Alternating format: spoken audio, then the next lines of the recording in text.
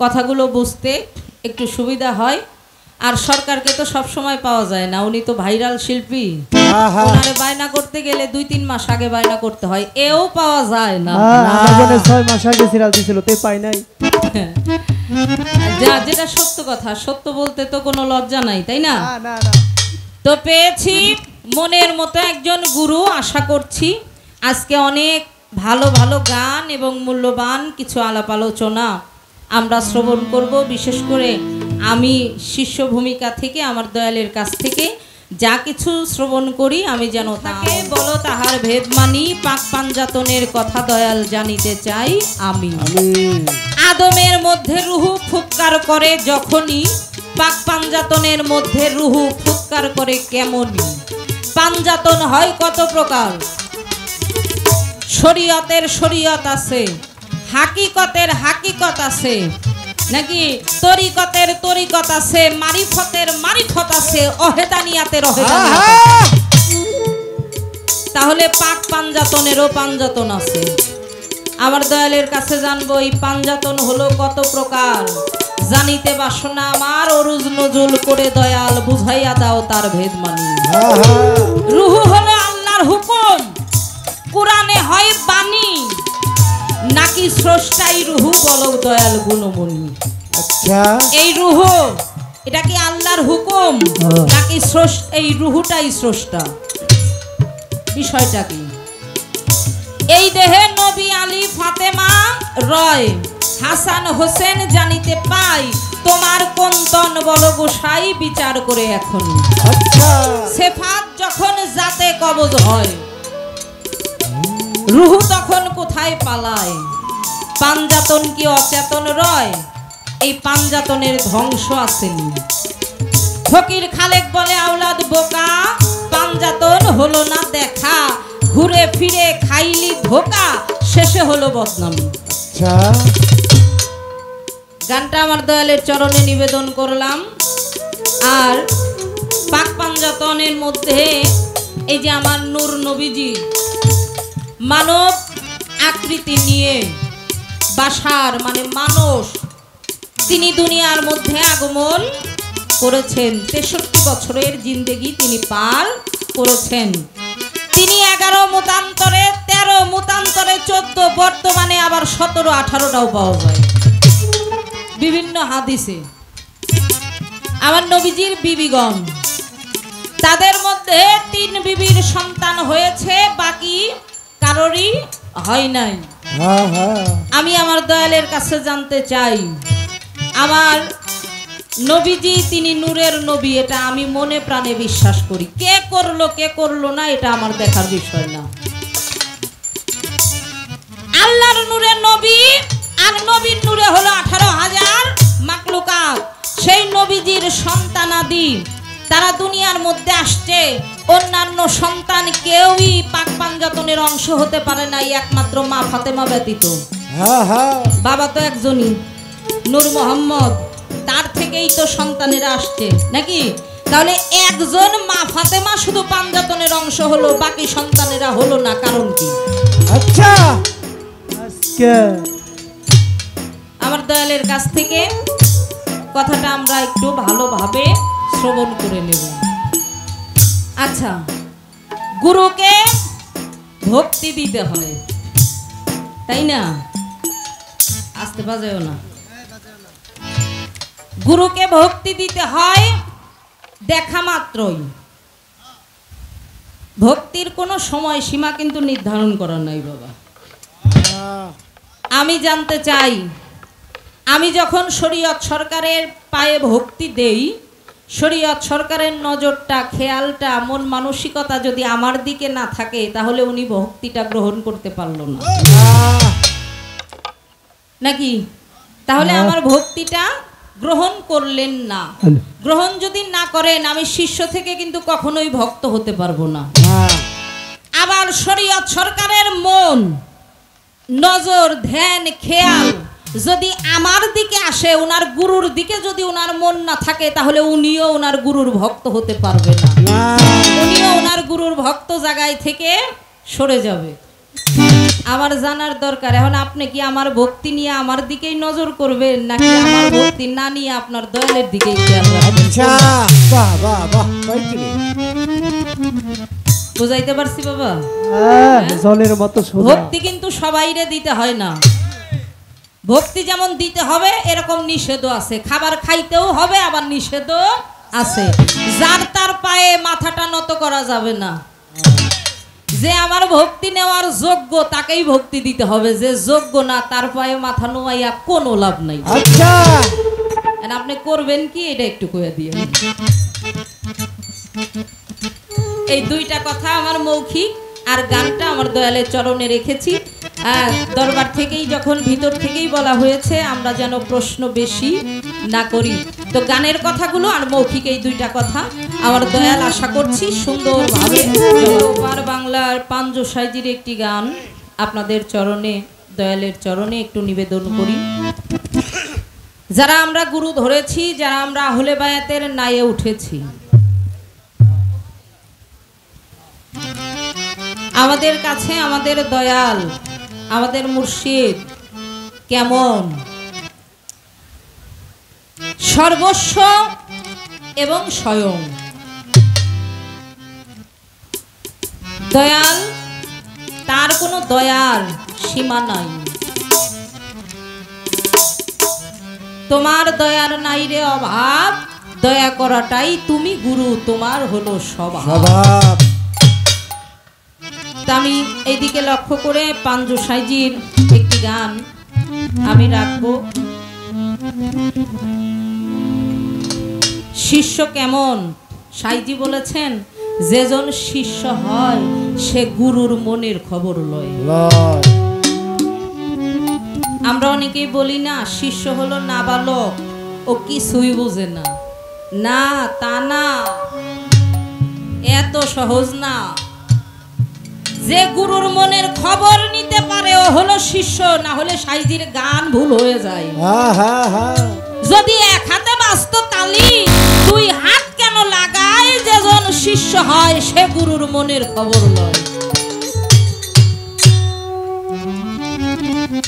সনাতন ধর্মের মধ্যে বনের পশু ছিল হনুমান। গুরু শ্রী রামচন্দ্র তার অর্ধাঙ্গিনী মা সীতাকে যখন রাবণ হরণ করে নিয়েছিল, প্রত্যেকটা পদক্ষেপে ভক্ত ব্যতীত গুরু তার স্ত্রীকে উদ্ধার করতে পারে নাই। রামায়ণ পড়েন, প্রত্যেকটা কাজে। রাবণের লঙ্কায় যেতেও হনুমানের প্রয়োজন হয়েছে। যখন সর্পের বন্ধনে রাম লক্ষণকে আটকাইছে তখনও হনুমানের প্রয়োজন হয়েছে। আবার লঙ্কা থেকে ফিরে আসতেও হনুমানের প্রয়োজন। প্রত্যেকটা পদক্ষেপেই ভক্ত ছাড়া গুরুর উপায় নাই। অনেক ঊর্ধ্বের বিষয়, ভালোবাসতে পারি নাই। তবে যখন অযোধ্যায় ফিরে আসলেন রাম সীতার সাথে হনুমান, এই হনুমানের জয় সবার মুখে। মা সীতা গলা থেকে একটা মুক্তার মালা নিয়ে হনুমানের গলায় পরাইয়ে দিছে। সাথে সাথে মালাটা গলা থেকে হাতে নিয়ে একবার নাকে সুখে, একবার ভালো করে চাইয়া দেখে। কিছু সময় এইভাবে করার পর মুক্তার মালাটা টান দিয়া ছিঁড়ে ফেলে দিল। মা সীতা একটু কষ্ট পেল যে তুই যদি প্রভু শ্রী রামকে গুরু মানিস তাহলে আমি তো তোর গুরু মা। মায়ের দেওয়া মুক্তার মালা তুই সন্তান হয়ে কি করে ফেলে দিলি? ডেকে ডেকে বলেছিল আসলেই মানুষে যে বলে পশু, তুই তো বনের পশু, তুই এই মুক্তার মালার কি বুঝবি? হনুমান ডেকে বলেছিল মা গো, আমি মণি মুক্তা হীরা কাঞ্চন চিনি না, চিনি আমার গুরুকে, চিনি আমার দয়ালকে, আমার রামচন্দ্রকে। মালাটা কেন ছিঁড়েছি মা জানো? অনেক দামি মালা, এটা আমি স্বীকার করি, এই মালার মধ্যে আমার দয়ালের শরীরের কোনো ঘ্রাণ নাই, আমার দয়ালের কোনো স্পর্শ নাই এই মালাটার মধ্যে। এই মুক্তার মালা যতই দামি হোক আমার কাছে তুচ্ছ। কথা শুনে প্রভু শ্রীরাম সিংহাসন ত্যাগ করে দাঁড়িয়ে গেলেন। নিজেই সিংহাসন থেকে নিচে নেমে এসে ভক্ত হনুকে বুকের মধ্যে জড়িয়ে ধরেছিল। এমন ভালোবাসা না করলে গুরুকে কি করে লাভ করব? ধর্ম কর্ম এবাদত সব কিছুই হলো গুরু। সেই জায়গার মধ্যে দাঁড়িয়ে পাঞ্জু সাইজি লিখলেন,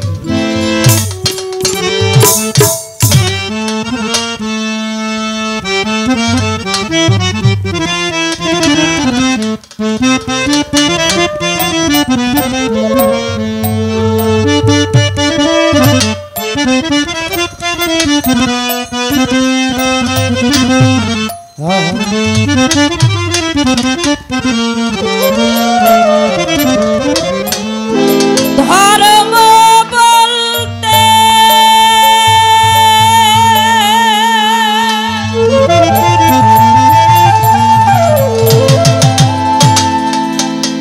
ধর্ম বলতে তুমি ধর্ম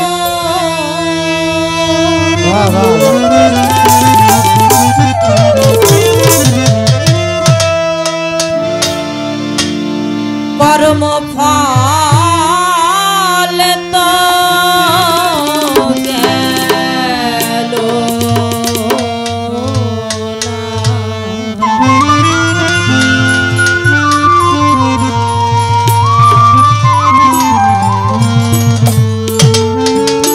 আমি পাপী বলে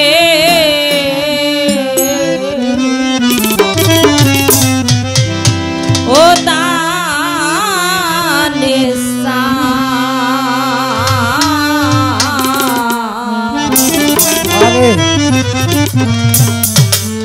আমায় ফেলো না।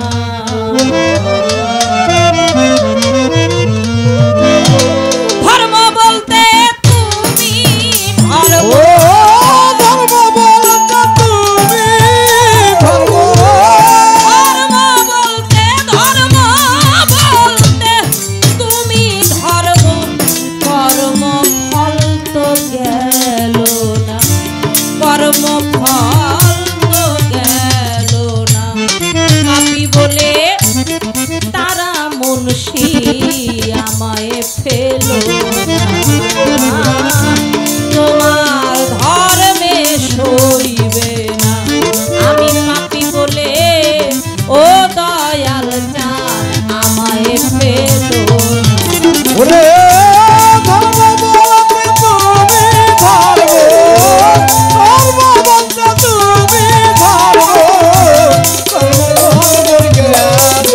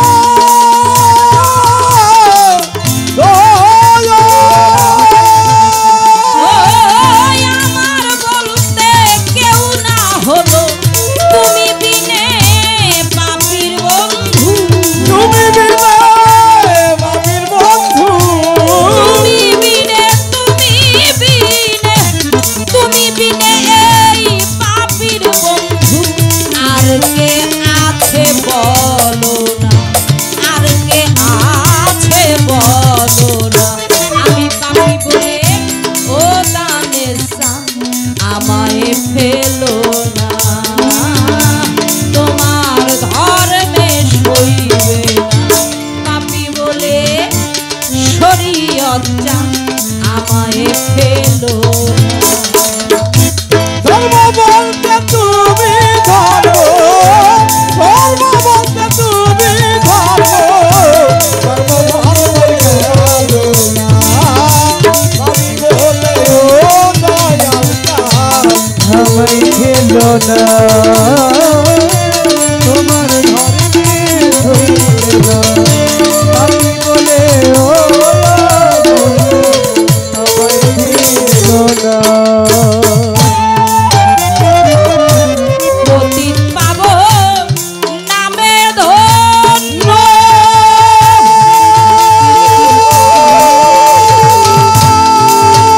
তোরা পাগলা শুনে পাপি করে দন্য পতিত পাবো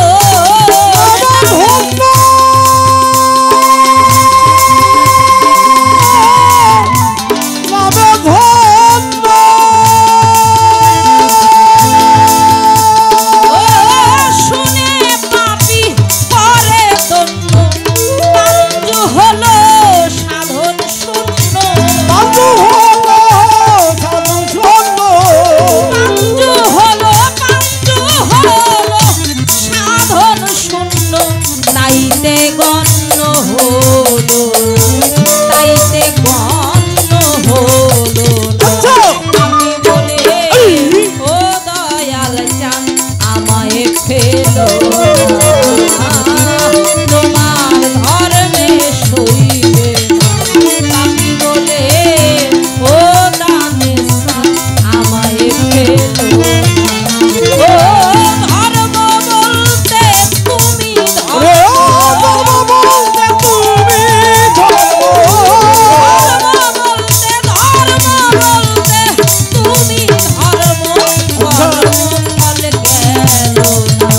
কর্ম ফল গেল না। বাকি বলে ও দয়াল চাঁদ আমায় ফেলো না, তোমার ধর্মে সইবে না। আমি পাপি বলে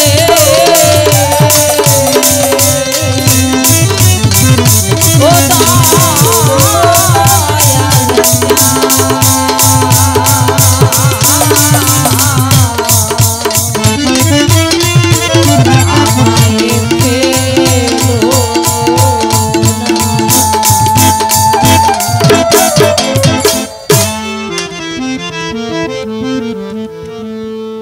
নয়নে চাঁদ প্রসন্ন যান, সকল চাঁদ দৃশ্য হয় তার।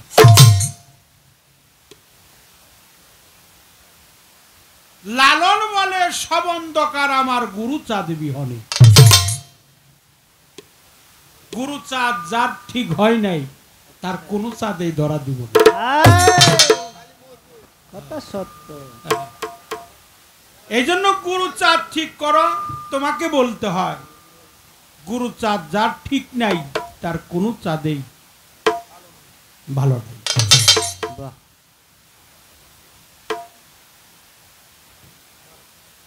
সেই বিষয়ে গুরু এমনই সত্তা, আমি অসীম বাউলের মুখে শুনছি। বাউল বিষয়ে অনেক কথা আমার কইতে গেলে 1.5 ঘন্টা লাগবে, আমি তা কমু না। না না, মাস্টার সাহেবকেও তার কথার প্রতি করব না। মৌসুমী বাবু একটু কইছে, আমি একটা কথা কইয়ে যাই। বলেন বাউল, বাউলের যে একটা ভাব কায়দা আছে, বাউল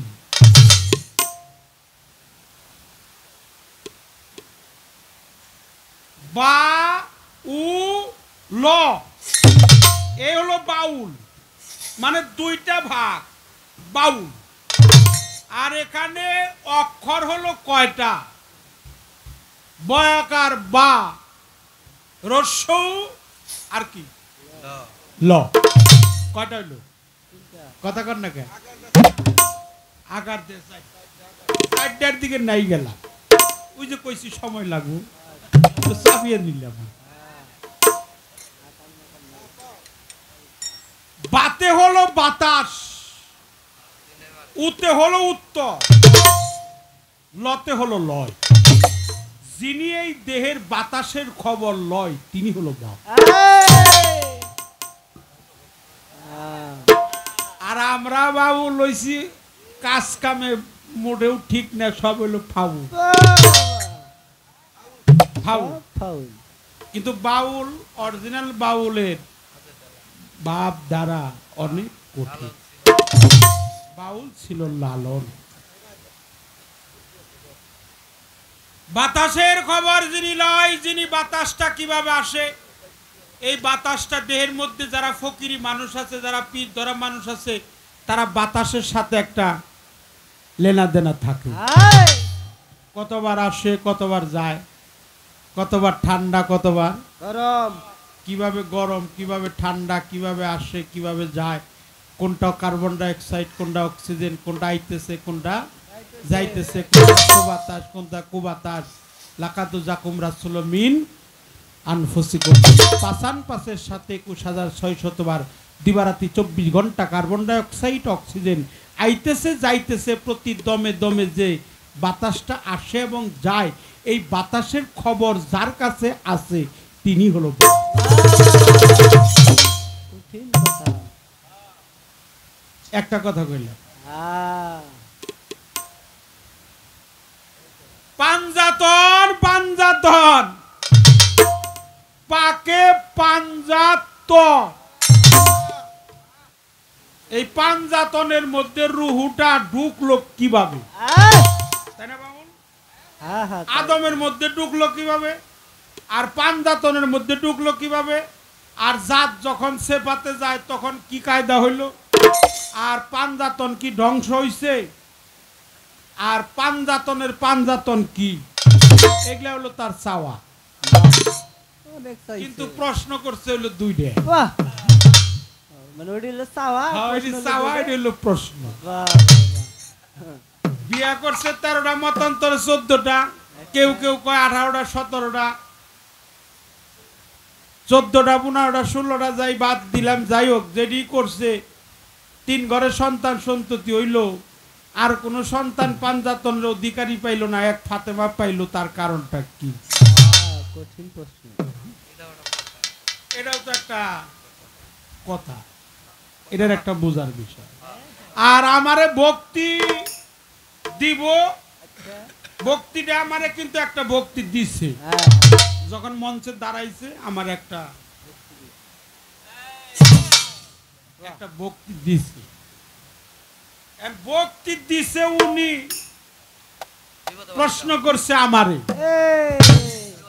তাহলে কি না যায় নাই দিল যে আমি যে ভক্তিটা দিমু, যে আমার ভক্তি যে আপনি নিবেন, যদি আপনার মনটা আমার দিকে না থেকে অন্য দিকে থাকে, তাহলে তো আমার ভক্তিটা দেওয়া ঠিক হইল না।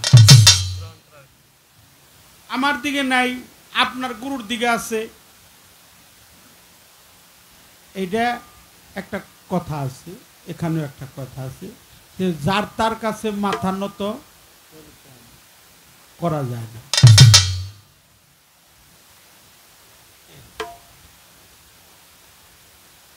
মাথার কথা কি কমু, আমি তো ডাইরেক্টলি বয়াতি। আমি কথা যদি সামনে আমার আইছে বলে, হ্যাঁ, এটা আমার কন্যা। বলেন বলেন। মাথা হলো 2টা, আচ্ছা আচ্ছা। একটা হলো এই মাথা, আর একটা মাথা আছে। বুঝছে আর বুঝছে। যে মাথা পীর মুর্শিদের পায়ে নত হয় না, মাতা পিতার পায়ে নত হয় না, ওটা তো মাতার জাতি না। ওটা হলো বেজাত মাথা। এটা হলো কুজাত মাতা, আর এটা হলো সুজাত মাতা।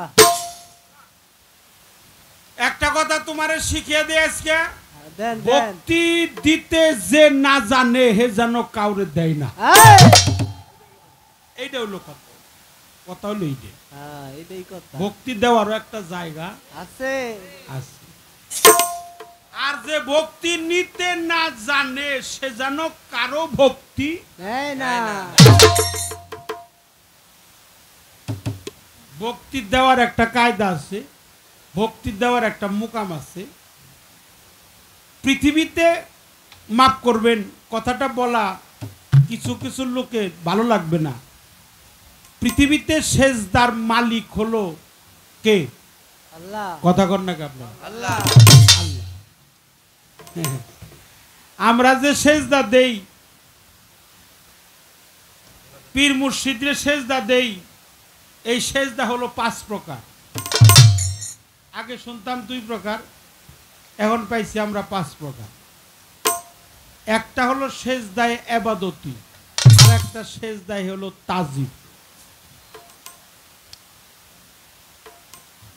তাজিম সেজদা দিতে হয় কাকে?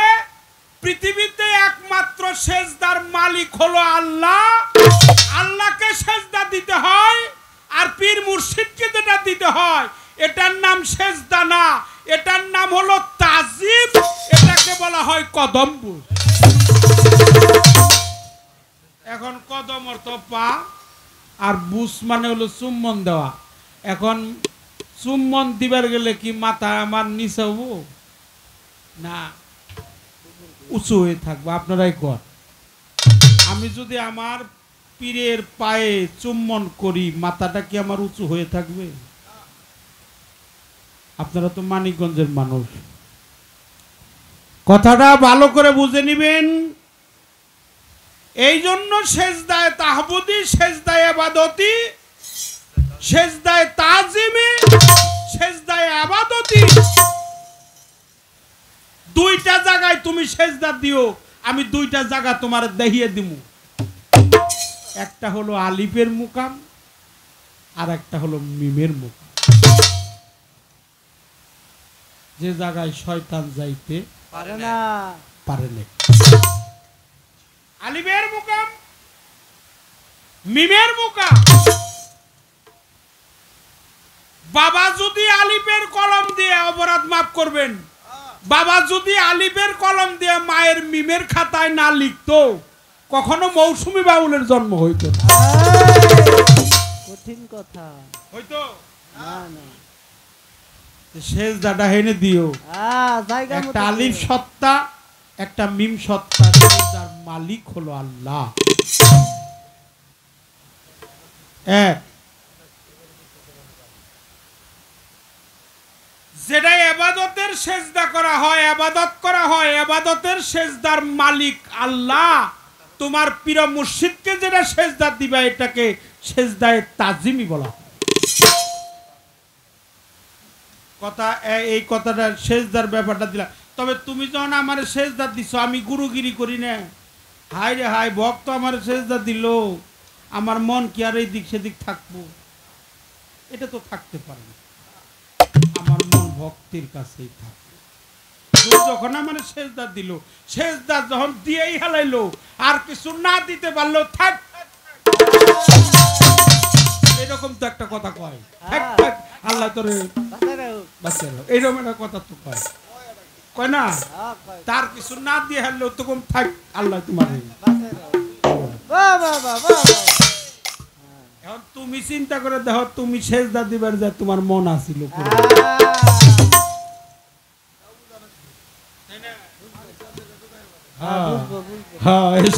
অন্য জায়গায় যায় পারে। এই জন্য কথা কইলাম। কথার উত্তর কিন্তু দিবেন নইছি, কাইটা সাইটটা বাইটটা যতটুকু সম্ভব আমি ছোট কইরা দিমু। পাক, পাঞ্জা, তন শব্দ কয়টা? 3টে। পাক, পাঞ্জা, তন। পাক মানে পবিত্র, পাঞ্জা মানে 5, তন মানে হলো দেহ। এই দেহের মধ্যে আছে আরো পাকে, পাঞ্জা, তন। আছে কে? নূর নবী। সকলে বলে সাল্লাল্লাহু আলাইহি ওয়াসাল্লাম। শুনেন, নবীর নামটা নিলে একটু সম্মান দিয়েন বাবা। আমাকে দেশে কিছু কিছু মানুষ, এটা একটু বাড়াতে বাবা, কিছু কিছু মানুষ বেরিয়েছে তারা নবীর সম্মান দিবই না। ছোট করতে করতে এমন টানা হেসরা লাগছে, এ বুড়া কইতাছে উনি কিছুই জানে না, আবার বুড়া আরেকজনে কইতাছে উনি লেখাপড়াই জানে না, আবার উনি আরেকজনে কইতাছে উনি নিরক্ষর ছিল, উনার হরফের প্রতি কোনো জ্ঞান ছিল না, আবার কিছু কিছু লোক কইতাছে উনি হাজির নাজির না, অথচ তাগো নামের আগে হাফেজ, কারি, মুফতি, আল্লামা, মুহাদ্দিস, কারি আছে। কারি মানে কিছুই বুঝে না, এরা আমার নবীরে মানে না। নবী বিদ্বেষী যারা, তাদের সাথে আমাদের কোনো সম্পর্ক। এই জন্য নবীর নাম নিলে একবার বলেন, সকলে বলেন সাল্লাল্লাহু আলাইহি ওয়াসাল্লাম। আল্লাহ তোমার নবীর নামে এরা সম্মান দিল, বৃদ্ধাঙ্গলি শাহাদাত আঙ্গলি একাকার করে মুখে চুম্বন খেয়ে নিল, চোখে লাগালো, মুখে চুম্বন দিল। তুমি আল্লাহ মহান, এদের সমস্ত জীবনের গুনাহ খাতা মাফ করে দিও আল্লাহ। কিছু কিছু মানুষ আমার নবীরে মানে না, এই জন্য আমার নূর, নূর মানে আলো, জ্যোতি, যেখানে নূর সেখানেই নবী, যেখানে নবী সেখানে নূর, এই দেহের মধ্যে যেটা নূর সেখানে আমার নবী। এই এক নাম্বার কথার উত্তর। মাটিতে মা ফাতেমা, এই মাটি না, মাটি ছাড়াও একটা মাটি আছে, যে মাটির মধ্যে দাঁড়িয়ে গান করি, কথা কি খারাপ লাগে? যে মাটির মধ্যে দাঁড়াইলাম, গান করলাম, গবাদি পশু পাখি লালিত পালিত করি, আবাদি জমি ভূমি করি, চাষাবাদ করি, এই মাটি সে মাটি নয়। এই মাটির কথাই যদি সাধক বলতো তাহলে মায়ের গর্ভেও 2-1 কেজি মাটি পাওয়া। এই মাটি সে মাটি না, এই মাটি ছাড়াও মাটি আছে, জানতে হবে গুরুর কাছে। ওই মাটির কর্ম যারা না করে, কোরআনে তাদেরকে গালি দেওয়া হয়েছে বাল্লাইয়া, তারা হলো চতুষ্পদ জন্তুর চাইতে নিকৃষ্ট। বাল্লাইয়া আদালু, তারা পশুর চাইতেও নিকৃষ্ট। এই মাটি যেখানে, ফাতেমা সেখানে। ফাতেমা মরে নাই, মরে নাই, ফাতেমার সাথে অন্য কারো তুলনা নাই, ফাতেমাই হলো নূরের। ফাতেমা কি মরছে? আলী মরছে, হাসান মরছে, হুসাইন মরছে, পাক পাঞ্জাতন মরে নাই। তাদেরকে মারার মতো অস্ত্র যন্ত্র বন্ধু এই জগতে নাই, বন্দুক নাই, অস্ত্র নাই, তরবারি নাই, ঢাল নাই, ছুরি নাই। তবে একটা কথা কয়ে যায়, যারা মারে তাদের কাছে মরে।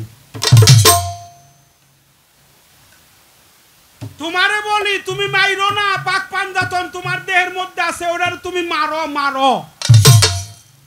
এই মাইরা মাইরা পাঞ্জাতন পাঞ্জাতন কইলে এই পাঞ্জাতনে তোমারে দেখা দিবে না।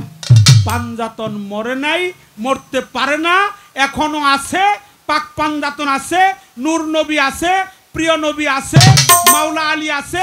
এই পাঞ্জাতন দেখা যায়, দেখতে হলে তোমার একটা কৌশল অবলম্বন করতে হবে। এই কৌশলটা হলো একমাত্র তোমার মুর্শিদ। এই মুর্শিদকে দেখলেই তোমার পাঞ্জাতন দেখা হয়ে যায়। তোমার মুর্শিদকে দেখো, পাঞ্জাতন দেখার আগে তোমার মুর্শিদকে প্রাণ ভরে দেখো। এই 3 দ্বারা প্রাপ্তি যারা আল্লাহ আলী নবী, তারা তোর মুর্শিদ হলো তাদেরই একজন। বাংলার বাউল কবি রশিদ সরকারের লেখা একটা গান, এই 3 দ্বারা মাওলায়াত, রিসালাত, খেলাফত, কয়টা হলো? 3টে। এই 3 ধারা প্রাপ্তি যারা আল্লাহ নবী আলী, তারা তোর মুর্শিদ হলো তাদেরই একজন। তৌহিদেরই দ্বার খুলিয়া রশিদ কয় তুই দেখ না চাইয়া, তারা এক আসনে বসা রয় 4 জন।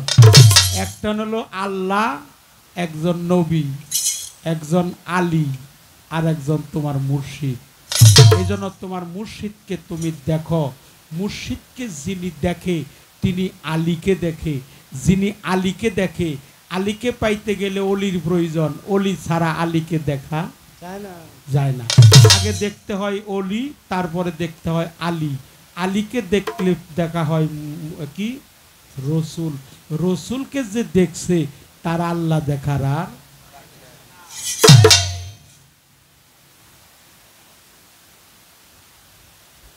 কয়টা পর্যন্ত আপনারা থাকবেন তা জানি না, কিন্তু কিছু কিছু লোকে যতক্ষণ আপনারা আছেন মাফ করবেন, ক্ষমা চাই। প্রশ্ন করছে, অনেক ভালো ভালো প্রশ্ন করছে, এই জন্য পাঞ্জাতনের পাঞ্জাতন আছে, পাঞ্জাতনের পাঞ্জাতন হলো আত্মদর্শন।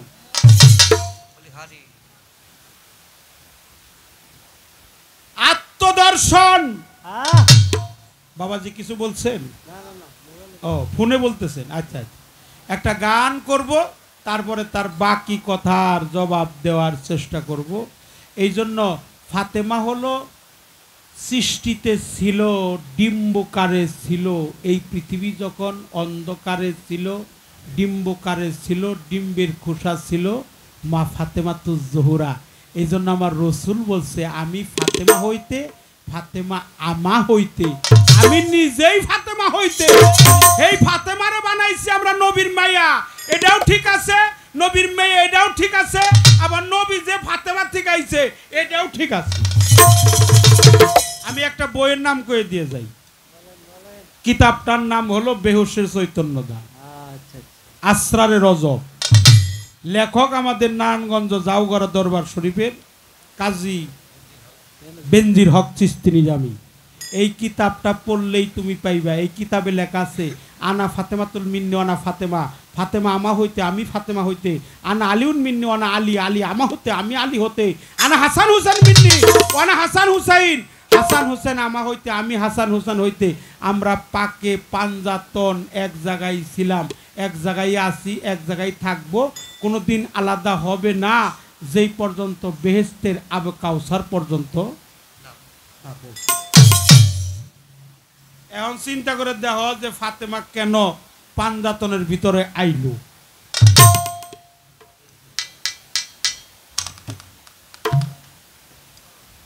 এই পর্যন্ত আলোচনার একটা কথা কয়ে যা মুর্শিদ, নুরা পাগলা নাড়াচাড়া করন যাব না, টিপ মাইরে থাকুন নাকবো, হ্যাঁ টিপ মাইরে থাকুন নাকবো। আচ্ছা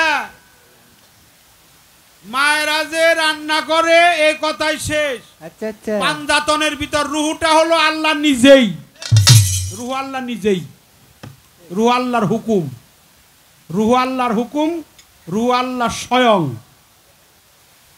তার মধ্যে যে আরো রুহুগুলো আছে ওগুলা সেফাতি, কিন্তু স্বয়ং রুহুটা হলো আল্লাহর হুকুম।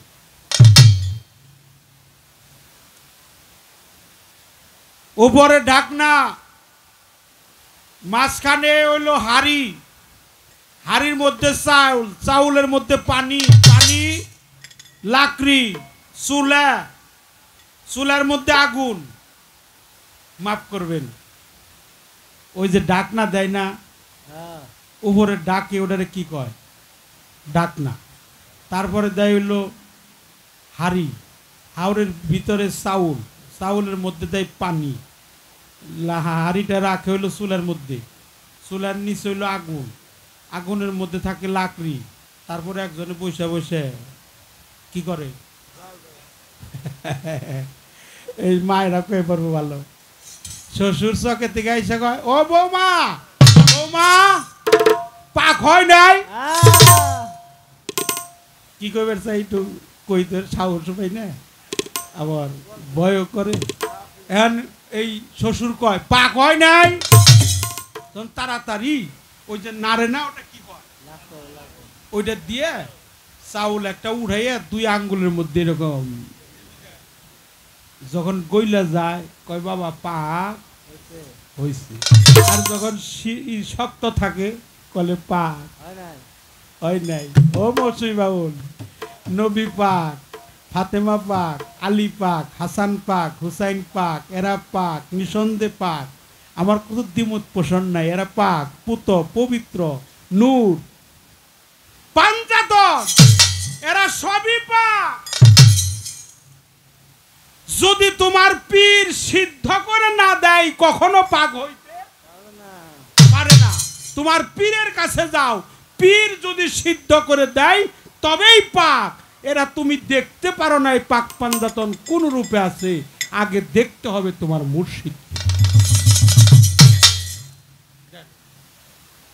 আদি যুগে পঞ্চভাগে একটা গান শোনাই, পাক পাঞ্জাতনের একটা গান না শোনাই। কুদরত মা কামিনীর কোলে বসাইল পাক পাঞ্জাতন,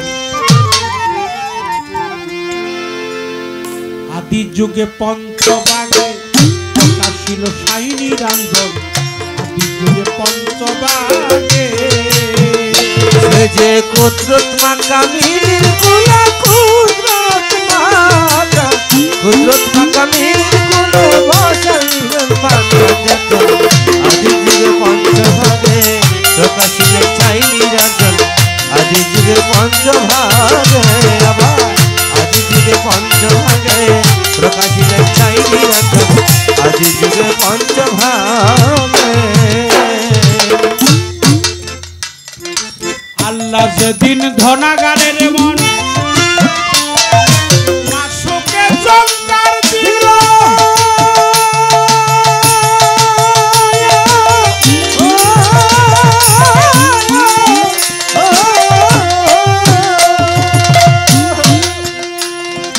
কুশিদারো কালি দিয়া আলেপে সাপ মারিল,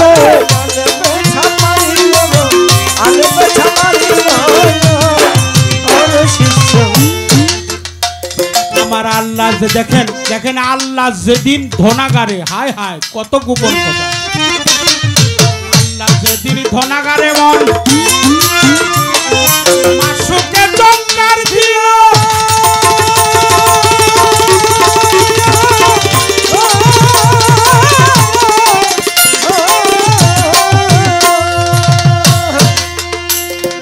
মুর্শিদারো কালি দিয়া আলেপে সাপ মারিল,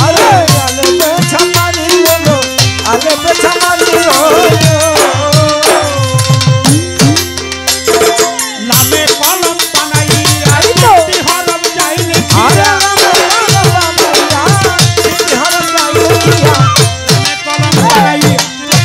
হরম যাইলে প্রিয়া, আলেপ লামে যুক্ত হইয়া মুহাম্মদকে আদি যুগে পঞ্চভাগে প্রকাশিলেন শাইনি রঞ্জন, আদি যুগে পঞ্চভাগে কুদরত মা কামিনীর কোলে,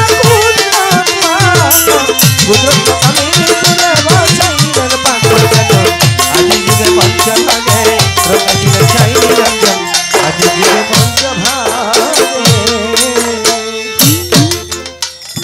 মিম ছিল সামনে খাড়া, আলেপকে সালাম জানা,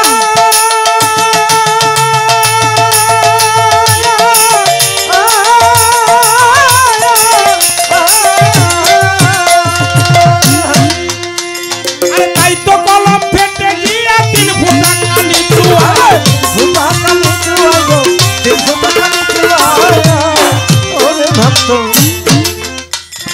মিম ছিল সামনে খাড়া, আলেপকে সালাম জানাই,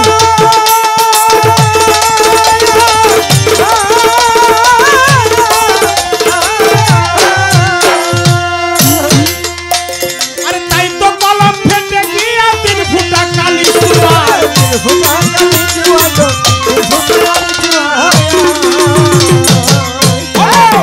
বেশি দেবে ভাবনা সারা মুক্তা বুঝি করছে, বেশি দেবে ভাবনা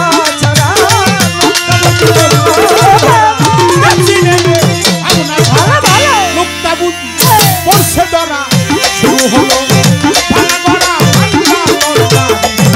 আরে আদি যুগে পঞ্চভাগে প্রকাশিলেন শাইনি রঞ্জন, আদি যুগে পঞ্চভাগে কুদরত মা কামিনীর কোলে, কুদরত মা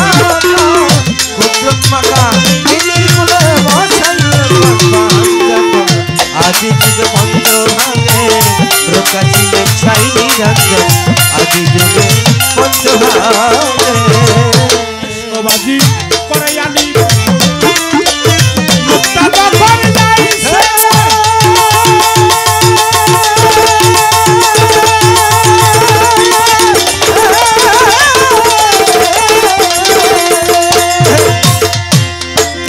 আদমের মধ্যে রূহ কুদরতি শক্তির জোরে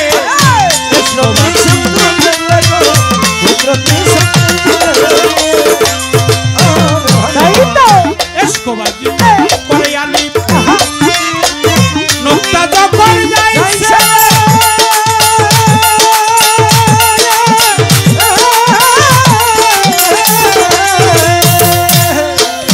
আদমের মধ্যে রূহ কুদরতি শক্তির জোরে কুদরতি শক্তির জোরে কুদরতি শক্তির জোরে সাধক সুশীল পাইবি রূপে নবী সেই নুক্তাতে আদম ছবি সুশীল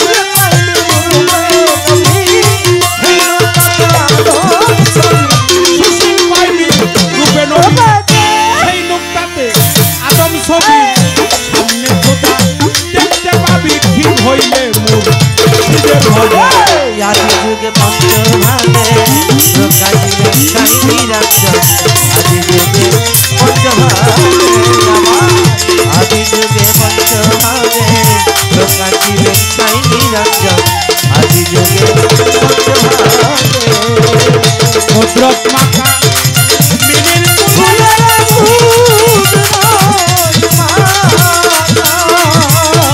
ভদ্রক মাখা মিনির কুলে বসাইল পাক পাঞ্জাত আদি যুগে পঞ্চভাগে প্রকাশ ছিল ছাই নিরঞ্জন আদি যুগে পঞ্চভাগে